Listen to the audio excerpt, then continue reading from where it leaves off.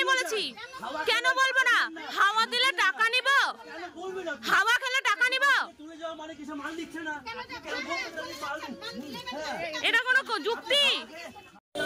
গতকাল আমরা গেছিলাম ওল্ড দীঘাতে, আর আজকে আমরা যেতে চলেছি নিউ দীঘা।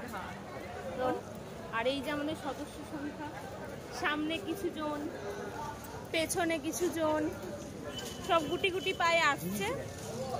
আর আমরা একেবারে সামনে দীঘার ওল্ড নিউ দীঘার সামনে।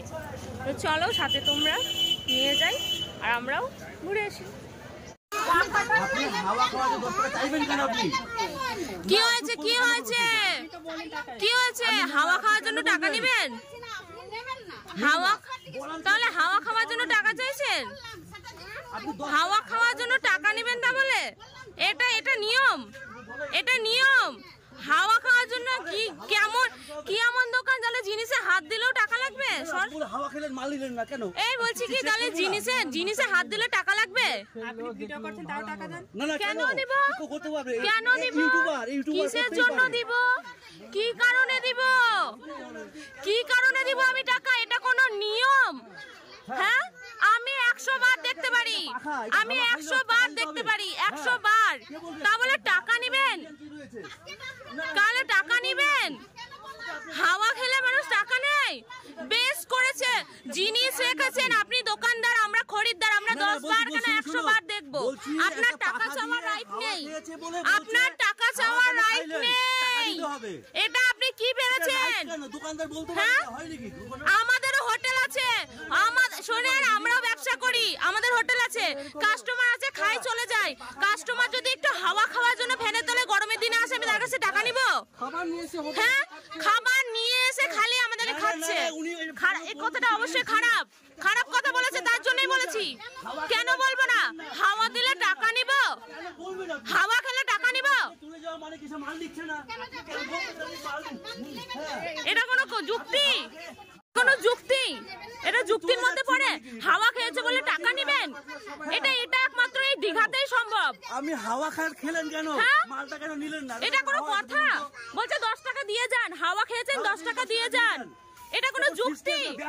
এটা ব্যবসা, এরকম ব্যবসা করবেন না, এরকম ব্যবসা করবেন না, বন্ধ করে দিন। হ্যাঁ,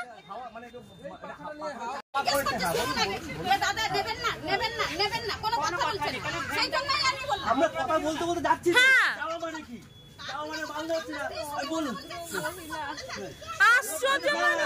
ভীষণই বাজে অবস্থা। একটু আগে তো আমাদের সঙ্গে একটা খুব খারাপ একটা খুবই খারাপ একটা ব্যাপার ঘটে গেল একটা। যাই হোক, বিষয়টা তোমাদের সঙ্গে তো শেয়ার করলাম। মেজদা ভাই তো রীতিমতো রেগে গেছে। সত্যি মেজদা ভাইকে আমি এরকম রূপ দেখিনি, খুবই শান্ত মানুষ। আমি ব্যাপারটা বলবো, বলো। একটা পাখা আমরা দেখলাম, ডিসাইড করলাম নেবো কি নেবো না। ওয়াইফের সাথে ডিসকাস করলাম, না দরকার নেই, না নিলেই চলে। তখন আমরা ওখান থেকে বেরিয়ে এলাম, তখন বলছে দাদা নিলেন না নিলেন না নিলেন না। যখন বললাম না, তখন বলছে ও ফ্রিতে তো হাওয়া খেয়ে গেলেন। তখন আমি কি বললাম, ফ্রিতে হাওয়া খেয়ে গেলাম মানে? হাওয়ার দাম কত? বলছে 10 টাকা। আমি বললাম 10 টাকা দেবো। কেমন মানসিকতা! তারপরে বলতে হ্যাঁ বলতে পারে। তারপর তো তুমি ভিডিও নিয়ে গেলাম। হ্যাঁ, আর আমিও মেজদা ভাইকে এরকম রূপ দেখি না। মেজদা ভাই রীতিমতো আজকে খুবই ভাবে রেগে গেছিল। আর মেজদা ভাইকে আমি প্রথমবার দেখলাম এরকম ভাবে রেগে গেল, জানো। সত্যি আমি মেজদা ভাইকে খুবই শান্তভাবেই দেখি। খুব খারাপ একটা ব্যাপার আমাদের সঙ্গে ঘটে গেল। যাই হোক, সেটা তো মেজদা ভাই তোমাদের সঙ্গে বললো পুরোটাই।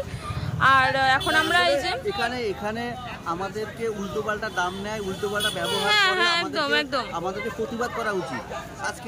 আজকে ওনাকে বুঝতে হবে যে খাও কথা ওদের সাথে বলতে পারি না। না না না না। এবার সবাই যদি প্রতিবাদ করে, দাদা এটা কেন করছেন, কেন বলছেন, তা বলতে পারেন না, যে রাইট নেই আপনার। একদম, এটা সিস্টেমের মধ্যে আছে, বাজারে আছে, মার্কেটে আছে। প্রত্যেকে প্রতিবাদ করা উচিত। দীঘা আসবেন, অবশ্যই যা দাম দর করে মাল নেবেন, পোষালে নেবেন, না হলে নেবেন না। কিন্তু উল্টোপাল্টা বলে প্রতিবাদ করবেন যে এটা বলতে পারেন। একদম ঠিক কথা, একদম ঠিক কথা বলেছে। তোমাদেরকে ঠিক বার্তা দিয়েছে, তোমরা এটা অবশ্যই শুনবে।